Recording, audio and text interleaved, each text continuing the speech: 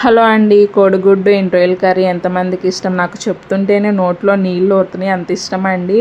చాలామంది ఇంట్రోయల్ ఇష్టంగా తినరు, ఎందుకో తెలియదు. ఇట్లా శుభ్రంగా వాష్ చేసుకుని ఫస్ట్ ఆయిల్లో ఫ్రై చేసుకోవాలి.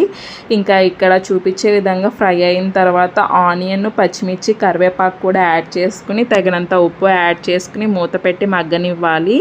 ఇంకా కొంచెం మగ్గినాక టమాటాలు కూడా యాడ్ చేసుకుని పసుపు, తగినంత కారం యాడ్ చేసుకుని ఎగ్స్ కూడా యాడ్ చేసుకొని ఫ్రై అవ్వనివ్వాలి. కొంచెం ఫ్రై అయిన తర్వాత చింతపండు పులుసు పోసుకుని తగినంత వాటర్ పోసుకొని ఆయిల్ పైకి తేలే వరకు ఉంచుకోవాలండి. ఇంకా కూర రెడీ అయిపోయినట్టే. వేడి వేడి అన్నంలో వేసుకుని తింటే ఆహా, అసలు ఆ టేస్టే వేరండి. అంత టేస్టీగా ఉంటుంది కర్రీ. మీరు ఎప్పుడూ ట్రై చేయకపోతే ట్రై చేయండి రెసిపీ. అలానే ఎట్లా వచ్చిందో కామెంట్ చేయండి. చిన్నప్పుడు అమ్మ గుడ్డు కర్రీ చేస్తున్నాను ఈరోజు అంటే అసలు ఎక్కడలేని పండగ, ఎక్కడలేని సంతోషం. చుట్టుపక్కన వాళ్ళందరికీ ఈరోజు మా ఇంట్లో గుడ్డు కర్రీ, ఈరోజు మా ఇంట్లో గుడ్డు కర్రీ అని చెప్పుకునే వాళ్ళం. గుడ్డు కర్రీతో అన్ని మెమరీస్ ఉన్నాయి మాకు చిన్నప్పుడు. మీకు ఇట్లాంటి మెమరీస్ ఉంటే కామెంట్ చేయండి. అలానే ఈ వీడియో నచ్చినట్లయితే లైక్ చేయండి, షేర్ చేయండి, సబ్స్క్రైబ్ చేసుకోవటం మర్చిపోకండి ప్లీజ్.